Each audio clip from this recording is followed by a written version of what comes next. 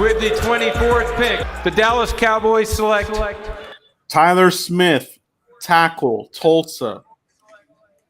Moving over to guard. All right, bros. This will be the final draft video of the year. Okay. We're going to do a roster battle sneak peek for you guys. So you guys saddle in, and we got good discussion here. We got camp early peak roster battles, Mike. How are you feeling about the draft, first of all, Mike? Joe, I'm gonna be honest with you. The Cowboy fans initially were. I thought you froze for a second. The Cowboys draft initially was, you look on Twitter, Tyler Smith, D. Williams, Sam Williams, whatever you want to call them. The Cowboys are like, oh my God, what are they doing? But I really think Tyler Smith can transition to a guard. I think D. Williams can pick. Randy Gregory only got capped out at 6 sacks. He did it twice. He only got 6 sacks. He never hit 7 sacks as a Dallas Cowboy.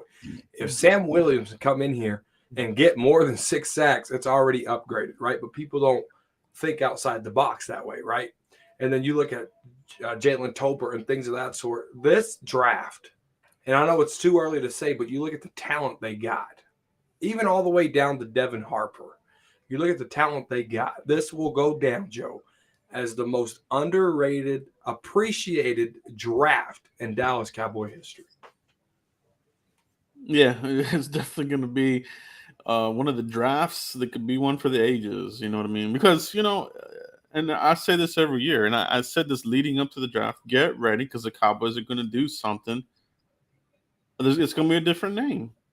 And that's why I hate the knee-jerk reactions when the name came out, because I knew, oh God, fans are gonna be like, oh, this is trash, this is trash, this is trash, this is trash. You know what I mean? So I'm like, just we're gonna be all right. This guy mauls people to death. All right. The penalties, I think that people, that's more trolling. You know what I mean? And yeah, he does. He had those penalties as a tackle. But we're talking guard here. It's a different game. You know what I mean? So, I mean, it's either Connor Williams or Eric Flowers. I didn't want none of that. So, I like this draft very much, Mike, and we're gonna break it down, and we're gonna see, how this draft class will affect the roster. All right. So, without further ado, guys, let's get into the conversation here. And what we're looking at here is the depth chart for the Cowboys. All right. And this is brought to you by ourlads.com. They have the most comprehensive, updated depth chart in all of sports. Ourlads.com. It's my go-to when I look at depth charts around the league, not just the Cowboys, but other teams. All right. Can you zoom on a little bit?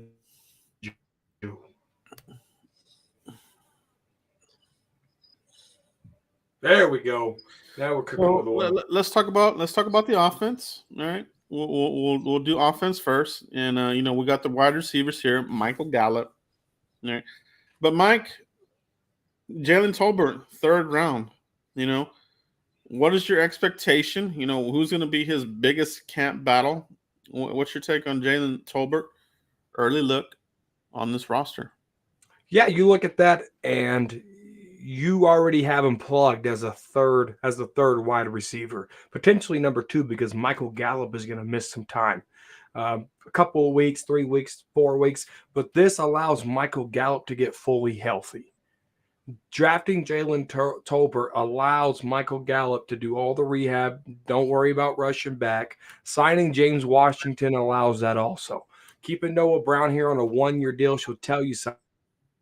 He can get cut. So the roster battle for me, because Michael Gallup's going to miss it, is going to be between Noah Brown, who has continuity on this offense, James Washington battling out with Jalen Tolbert, who's going to be the 3rd wide receiver when Michael Gallup gets back, right? So if I'm looking at this, CeeDee Lamb, it's going to be CeeDee Lamb, it's going to be Michael Gallup, it's going to be Jalen Tolbert, it's going to be James Washington, it's going to be Noah Brown. Simi Fehoko, I'm sorry, but you might not make this team. TJ Vasher out of Wichita Falls, Texas, the Raider writer. I'm sorry, you might not make this football team. It was smart. It was insurance, and getting Jalen Turbin in here makes the wide receiver core that much better, Joe. No, you hit it right on the head, bro. I think you have those wide receivers pegged. They usually go 5 deep. I see them going 6. So for me, that final spot, like you said, it's probably going to come down to Noah Brown or Fehoko. The other guys, Basher, too stiff, too raw. Brandon Smith, these other guys, undrafted guys, I don't see it. So yeah, I think Jalen Tolbert, has the chops to get it done, to get down the field.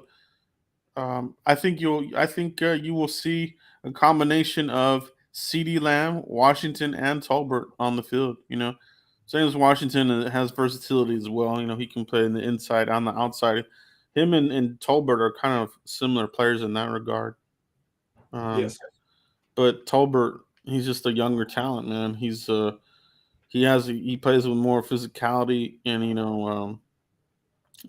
doesn't. He'll get in the cornerback's face. He doesn't put up with any bullshit. So I like that there, man. I think that he's definitely gonna be a starter for year 2. Gallup, the extension, but that's really a 2-year deal, Mike. We talked about that, right? Yep. So all those contracts that the Cowboys give out, they're never what they really appear to be. So 5-year deals are really almost 2-year deals with the Cowboys. So looking at tight end, Mike, or no, I'm sorry. Let's look at the offensive line here. Okay. So Tyler Smith, our first round pick, he's gonna be wearing number 73. Larry I'll be right back. Number there. And we got the tackles in the mix. All right. Tyron Smith, the elder spin there at left tackle. All right.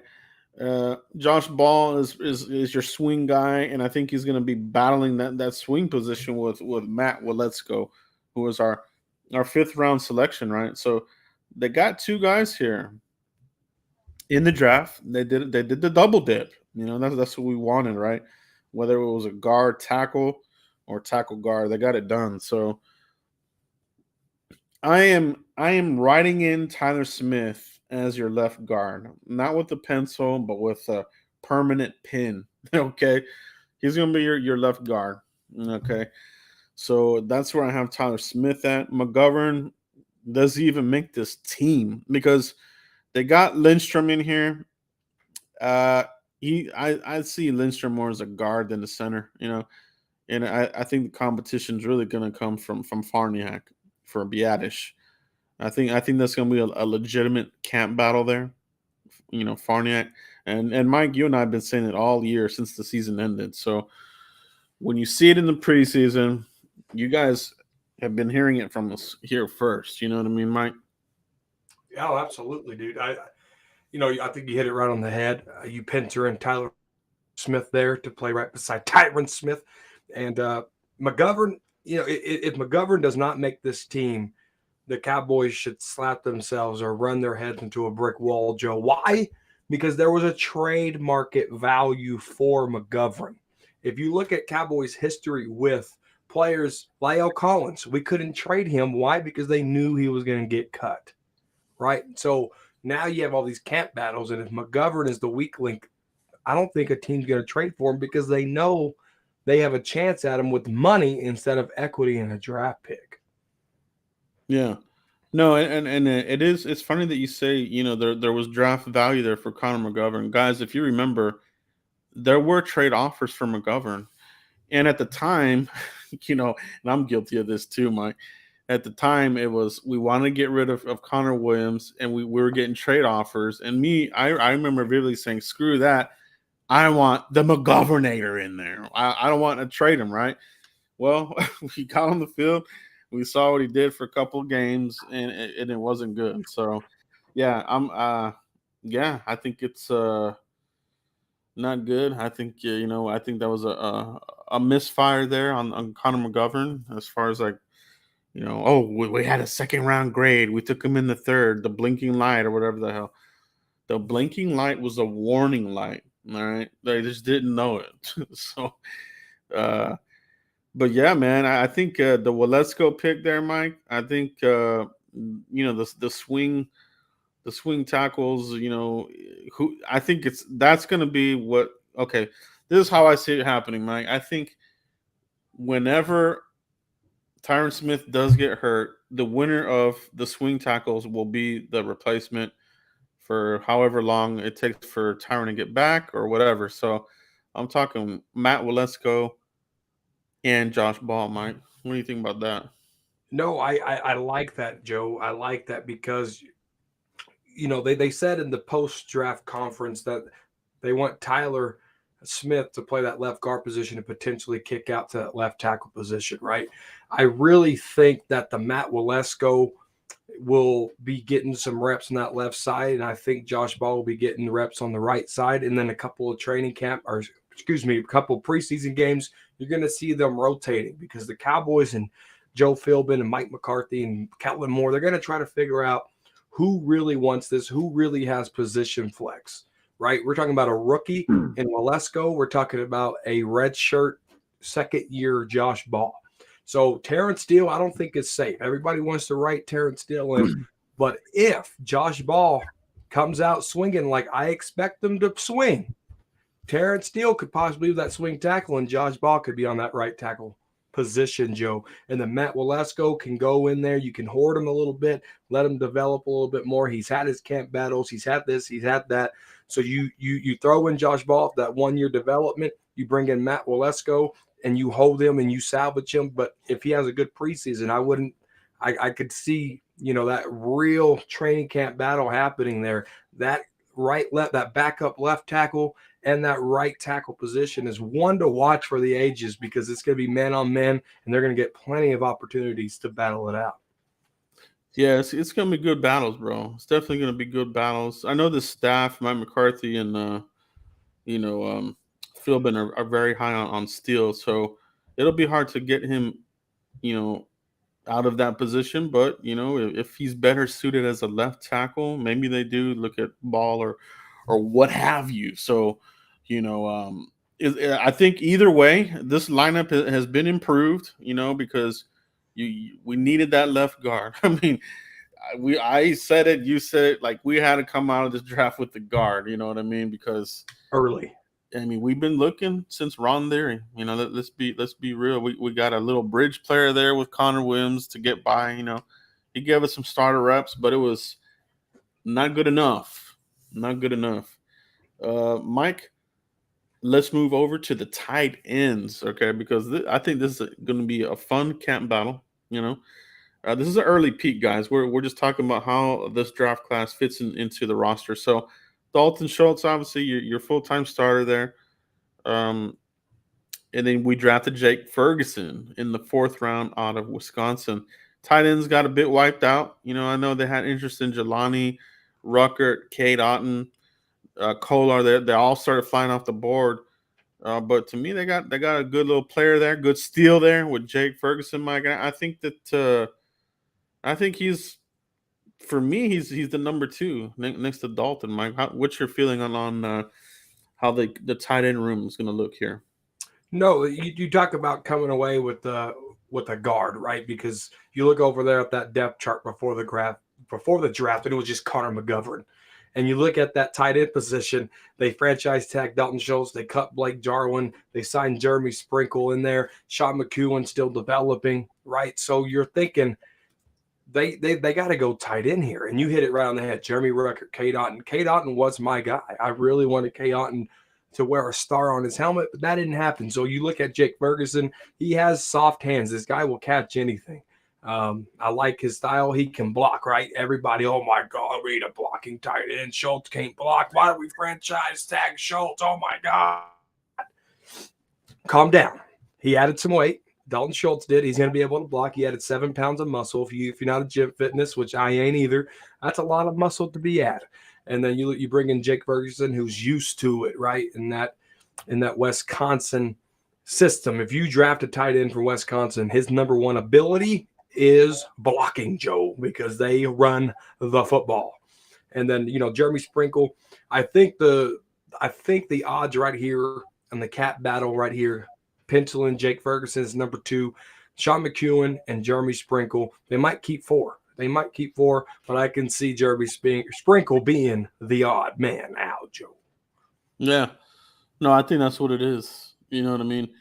And the thing that kills me about McEwen is this guy has shown flashes, man. He just cannot stay healthy, bro. He's the Luke Gifford of the tight end group. The tight end group, because Gifford showed flashes, can't stay healthy for anything. Same for Donovan Wilson. Donovan Wilson shows flashes but can't stay healthy for crap. Sean McEwen thus far has been that type of player. You know what I mean? So yeah, I think the Sprinkle was insurance. You know, if they didn't come out of this with a tight end, you know, at least they have these guys here, and they might have rolled with it. But yeah, I think you're right on with that. I think the odd man out could be Sprinkle. If Sean McEwen could stay healthy, it could be 3, but maybe they do carry the 4. So we'll see how that goes. But I like the tight end room. I think it's been upgraded. You know, I think you set yourself up for some longevity there. You know, it'll give the Cowboys some I wouldn't say leverage, you know what I mean? But if you were to lose Dalton Schultz, at least you would have a year 2 Ferguson, and you could draft another tight end if you want. You know what I mean? So that's a good job there by the Cowboys. Mike, yeah, it really is. The quarterback position, we didn't draft anybody, but I do want to touch on the rumor of the Cowboys being interested in drafting Malik Willis in the 3rd round. Right? So I put it out there during the draft, you know, on Twitter, like, hey, if Sam Howell is there, you know, that's tremendous value. I would draft Sam Howell 3rd, 4th, and he fell a little bit, right? So but to find out that the Cowboys were interested in Malik Willis in the 3rd, I thought was really, really interesting, Mike. So didn't happen this year, Mike, but what's your gut feeling on a quarterback addition in the coming years? It's going to have to happen, right? You talk about Dak Prescott's health. You know, he was in training camp. He had the baseball injury. He had the calf injury. He's coming off major ankle surgery ×2. So, you know, the Cowboys, one thing they didn't do with Tony Romo was they never got insurance, right? Kyle Orton, Brandon Weeden, Matt Castle, Kellen Moore, Johnson. These guys weren't insurance, right? It wasn't keeping the things the same. So if your quarterback was to go out, you can at least run the offense with a decent quarterback to keep things going to win a couple of games, because that's all you need a backup to do is just win a couple of games, right? And it makes sense to go after Malik Willis. You look at Malik Willis, you look at Dak Prescott, he could keep things afloat. But the Cowboys said at pre-draft press conference, if BPA is only a couple of points off from a need, they're going to do that. And obviously in the 3rd round, they valued Jalen Tolbert over Malik Willis. And I don't know, Malik Willis was probably already gone by then, but you look at that and it's a big possibility, because you got to Cooper Rush, he went in there with Minnesota. Amari Cooper lit up the thing. Everybody knows the story.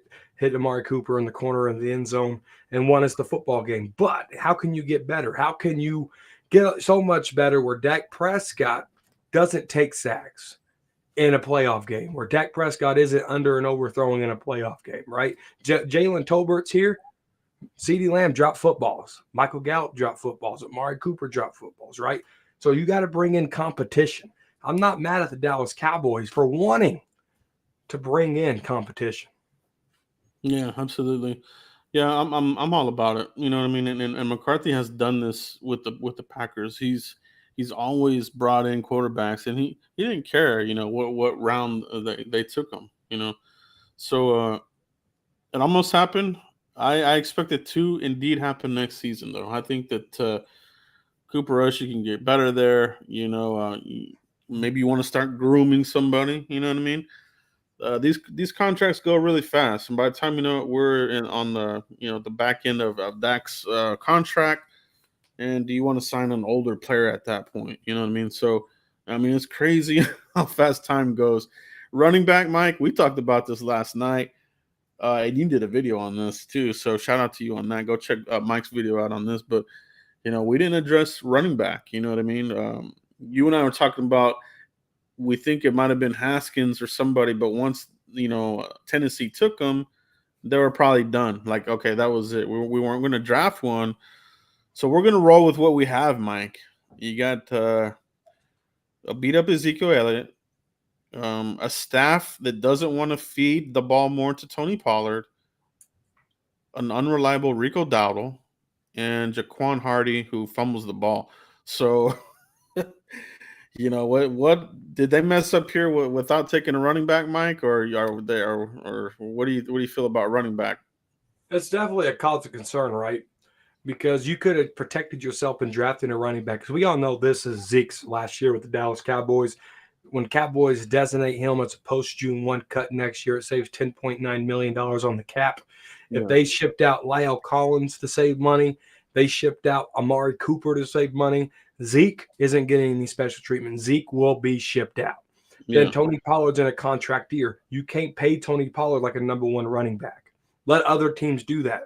Give Tony Pollard 400 carries a game and let me know what happens. Or 400 carries in a season and let me know what happens. It's not going to be good for TP. He's an elusive runner. He got speed. He got fast. But if you want to slow Tony Pollard down, give him 400 carries. So Cowboys, they're going to bank on a rookie running back coming in here. We all know Zeke and Emmitt Smith was, rookie running backs they drafted real early. But we're talking about Zeke in his prime. We're talking about the great NFL leading rusher, Emmitt Smith, right?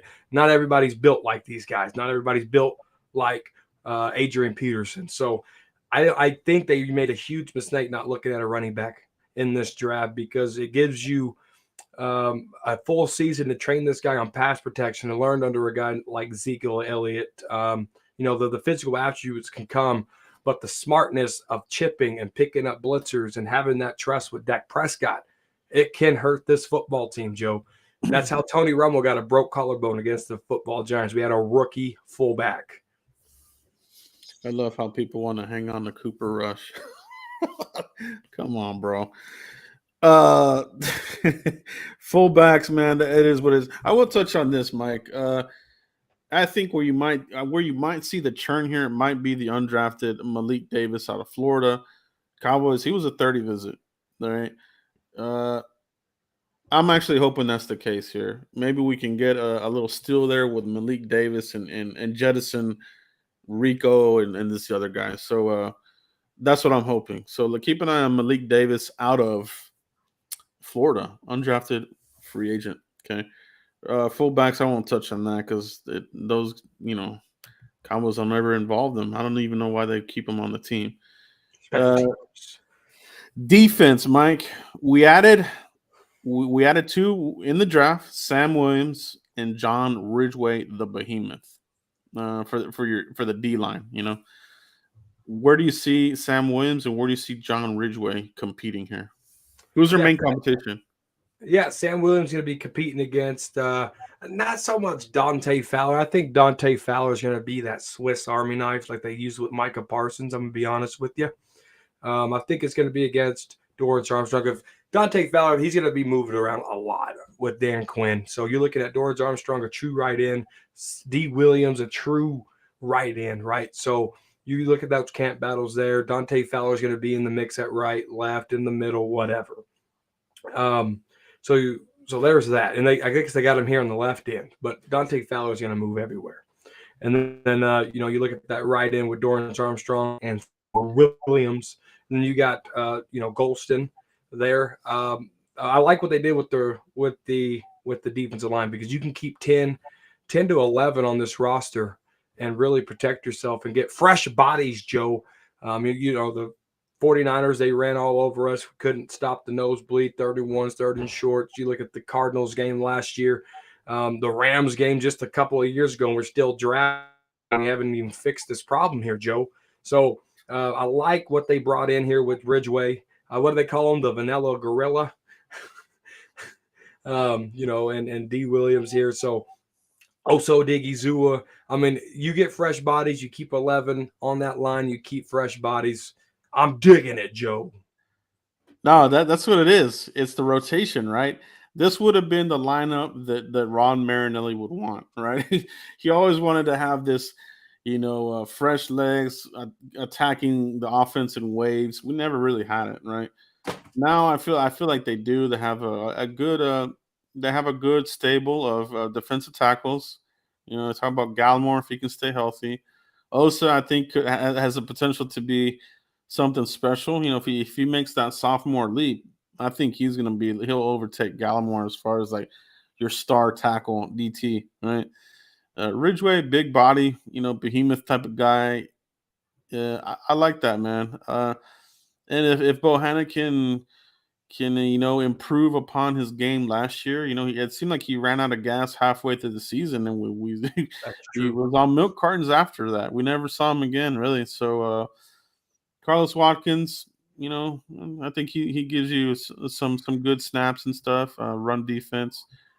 Tristan Hill, he is what he is. He's not going to get better or worse. His ceiling was low, right? So what you see from Tristan is what you're going to get this year again. So probably some sort of little nagging injury, missing some time, give a couple snaps here and there. That's Tristan Hill. Yeah, Sam Williams, Mike. I think gets his feet under him. I think he'll outplay Armstrong, man. I really do.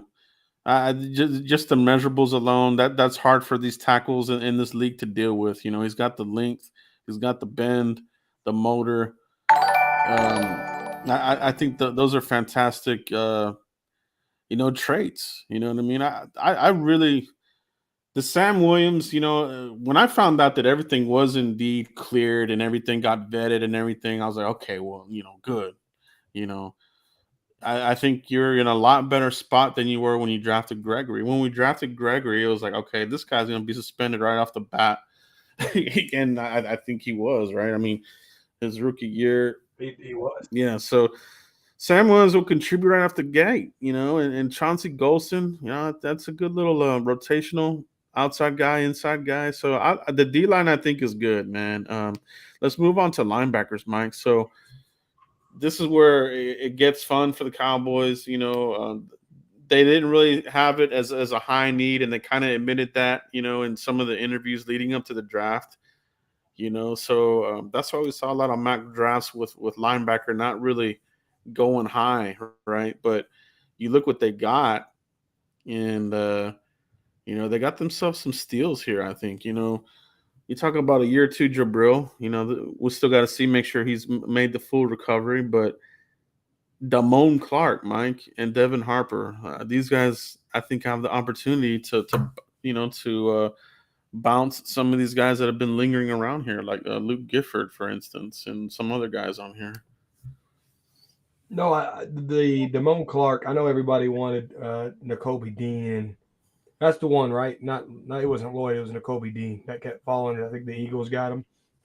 Everybody wanted a linebacker and this, that, and the third. But you look at Damone Clark. I think he was the forgotten man. He was the ace in the hole, Joe. Slowly sliding down there. Cowboys got him. Yes, it's a herniated disc. It's a back fusion surgery. But this situation is different than Jalen Smith, right? We took injured Jalen Smith. He really just wasn't panning out. He lost his confidence big time. But with Damone Clark here, it's nothing like that. No drop foot, no nerve damage, back fusion, on track to be healthy. I don't know if he'll play this year, but it shapes up, the linebacker core next year with Cox in year 3, Micah Parsons in year 3. Leighton Vander Esch is probably his last year. If Devin Harper can come along and, Damone Clark can really live up to some hype, and you draft another linebacker next year, right? So I like how they took care of this, because linebacker was an abandonment, Joe. We had to get Rolando McClain out of retirement at one point in time to cover up some Sean Lee shenanigans on the history report of injury. That's right. So forgot about him. So it's good that the Cowboys are trying to get some depth, some quality depth, and some backup pieces in here, just in case somebody goes down. You can pick up where you left off and have some talent depth on this roster. Yeah. No, you make a good point, man. There was a time when we were scratching for linebackers, man. Shout out to Jason Renfro becoming a member and subscribers that have joined up here tonight. Appreciate you guys, all the new guys joining up tonight. Appreciate you guys. Can't do this channel without you, man. That's why we had so much fun with the draft. And Mike, I don't know about you, but should we have done the second and third round? I almost felt like we should have. I know we didn't, but it was so much fun. I maybe we'll do the second and third again next year. I don't know. We'll see. But man, the draft is a lot of fun, bro, isn't it? When we put in that much time and the days actually come, Joe, it makes it worth it because when the show started on Thursday, shout out to everybody who joined. I said, Joe, I don't know if a quarterback's going to be taken in the first 10 picks. A quarterback wasn't taken, Joe, in the first 20, and that's about where I had a quarter. Kenny Pickett was around that 20 mark on the top 100 board. Yeah. You kind of look at your top 100 board and you kind of see, I'm just an amateur guy. I learned from you. You know what I'm saying? You kind of look at that draft board. I missed a few. I did. I probably messed up on 20 players, but that's okay. But you look at that for an amateur guy getting about 85 players right. It's pretty good to me. I got pretty pumped because I was highlighting them as they're getting taken off the board. And it felt good. So when you put that much work into it and the days actually come, you see your work being broadcasted on national television and it pays off. It makes it that much better, Joe. Yeah, no, it's true, bro. It's true. So yeah, we'll think about that next year for sure. Mike, this next group here, sneak peek at your DBs here. I think this is where it gets interesting, right? So we're talking about your cornerbacks, right? You kind of think that it would be, Kelvin Joseph would have the shot here to maybe unseat and Anthony Brown. But I don't know if that's gonna happen. You know what I mean? So Trevon Diggs, obviously we know that he's starting over there, but Anthony Brown, will it be him again? I mean, he did get some picks there, but I think that people just want something better there, Mike. And we're still waiting on the Kelvin Jones. I think we're still holding our breath on Kelvin Jones because we got to get through the summertime now. You know what? Hopefully that's it for him, Mike. But Cowboys, they drafted Deron Bland out of Fresno State, Mike. What do you feel his impact on the roster is going to be? No, I think it's going to be huge, Joe. I think it's going to be huge. Out of Fresno State, Deron Bland, I think he has a knack for the ball. He's very physical. Coming in here, I think Kelvin Joseph could beat out Deron Bland. And that's not a bad thing because Deron Bland could beat out Anthony Brown in the slot or Jordan Lewis. If Jordan Lewis can tap into that dog, nobody can beat Jordan Lewis. And I'm dead serious about that. But when Jordan Lewis loses confidence and gets too arrogant and gets too cocky, he loses it, right? So Anthony Brown, he's always had the chip on his shoulder, technically speaking. Literally. He has a tattoo there. Yeah. And but I think Deron Bland, like you look at the guard position, you look at tight ends, you look at bringing in Damani Clark and Devin Harper, right? The competition and the attitude that these guys are bringing in here, Deron Bland has the attitude. He has some dog in him, Joe. And Anthony Brown, I can't see no dog in him, right? Jordan Lewis, there's a dog there. He just keeps it tamed 90% of the time. Deron Bland, there's no leash for this animal. I think he can come in here and he can make an impact. So don't be surprised if you're looking at a roster sheet in preseason game and you're looking at the TV screen like, who the hell is this Bland guy? Because we told you about him. Yeah, there's nothing bland about him. You know what I mean? He's got a lot. He's got a lot in his toolbox. He's got ball hawking ability. He's gonna give you some run support. He'll go up there and hit you. He's not gonna do a Mike Jenkins and avoid contact, right? So Deron Bland, good little steal there in the 5th round. Yeah, shout out to Dane Brugler, man. He had him pegged there all along, and that was the pick. He nailed that pick there. So I like it, man. I think you're right, Mike. I think he's going to have a pretty good impact on this roster. And preseason is gonna be where he can make a name for himself, I think. So that's gonna be good there, Mike. Safety, they didn't do much in safety, Mike. Jaron Curse, Malik Hooker, Donovan Wilson. Now, where I think it might get interesting might be with Mukwamu and this Marcus Bell that might come in here as an undrafted guy who might be able to push for one of these positions, if not a practice squad. I think we'll see what Mukwamu does. But what do you think about the safety position, Mike? No, they got Jaron Curse on a 2-year deal. Malik Hooker's back, right? So when you look at all that good stuff of competition, but the safety position, as long as you got Jaron Curse there, Malik Hooker, Donovan Wilson, the back end of that, I thought it was okay. Mukwamu, he was a corner in college, and they're trying to convert him into that safety role. I just don't see it. But Marquise Bell, I think, can. I had him as a 7th rounder undrafted player, so he fell where he's supposed to. It's no surprise. It's no, oh my God, we got to steal our diamond in the rough. I mean, he could be. I could be wrong.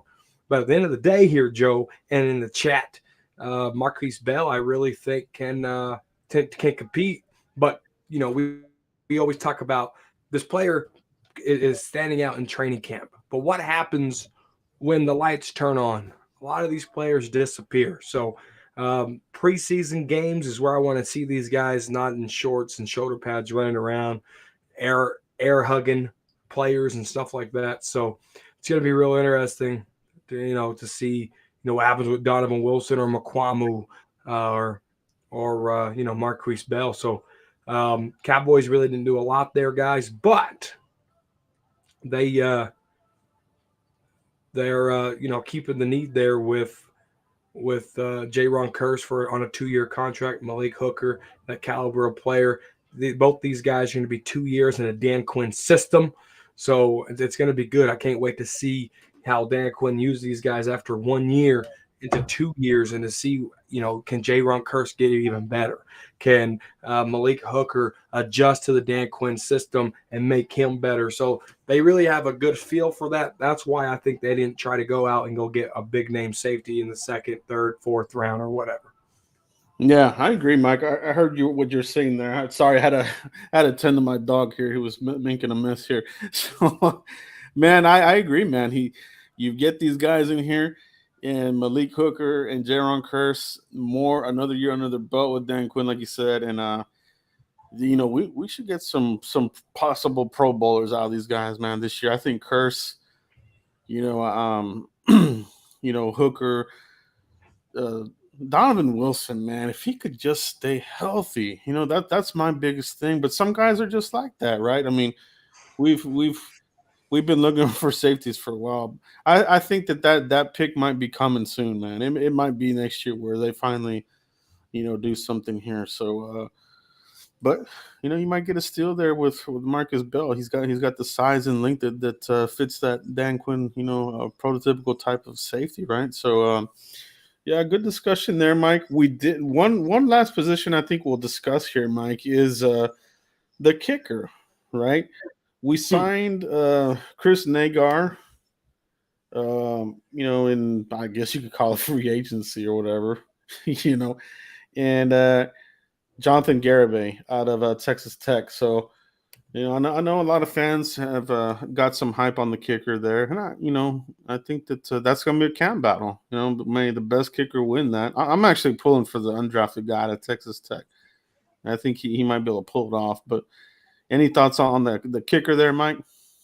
Yeah, no, one thing with Greg the Leg, and shout out to the Cowboys for actually cutting him, and then you find out that they wanted to bring him back on a cheaper deal, Joe. These guys hit their head, but fortunately he signed with the Jets or the Dolphins. I can't remember which one, but he's gone. He's gone. He's out of here. So bring in competition. Let these guys battle it out. If they miss the extra point, that's your sign right there. That's your sign. Get them out of here, because that's where it hurt us in a lot of games. And I think fresh competition, good competition at that kicker role. It can swing a football game. Brett Maher cost us, a few points and cost us 1 or 2 games. Indeed. I was hoping that we could come out of this draft with somebody that could take on this role here for CeeDee Lamb. I don't know if we did that, and I don't know if Tolbert has that in his bag. I don't think he does. Maybe Fehoko. Maybe they just put Brown back there. But at this point, he's your number 1 receiver. Get him the hell off of punt returns, man. You know what I mean? Like, I don't want to see him back there, Mike. How do you and everybody in the chat box feel about CeeDee Lamb on punt returns? Is he still going to be there? Do you want him to still be there? No, not if he's going to be your number 1 wide receiver. And he really, has he made any plays there? Not really, bro. Man, if he hasn't made any plays, get him out of there. Yeah, no, that's where I'm at. That's where I'm at too, man. Too valuable at this point, man. Just way, way too valuable. It would just be stupidity at this point. But I mean, it's the Cowboys, so we've seen these guys do some stupid stuff before. We've seen them be hard-headed before. We'll see what happens, guys. But that's our little sneak peek here for how the draft class has impacted this roster, and just a sneak peek as far as what these guys could do and what they offer, for competition and productivity in their rookie year. So it's gonna be great, man. It's gonna be great. Shout out to everybody in the chat box. We appreciate everybody for joining us live here, guys. Make sure you guys pound that like button if you haven't already. Hit like, subscribe on your way out. Mike, let everybody know where they can find you, bro. Yeah, Cowboys Corner right here on YouTube, _Cowboys Corner on the Twitter space, on the Elon space, on the Muck space, whatever you want, on the Twatter space. I don't know what you want to call it now, but it is what it is, guys. Thank you for joining here on this dual stream. Cowboy Corner now gets a Frisco Report stream. If you guys watch the draft, y'all seen both streams happening at once. So it's pretty cool. Well, that's what it is, guys. That's what it is, man. But appreciate you guys for checking us out tonight. And we'll see you next week for another episode of the Frisco Report. Peace, everybody.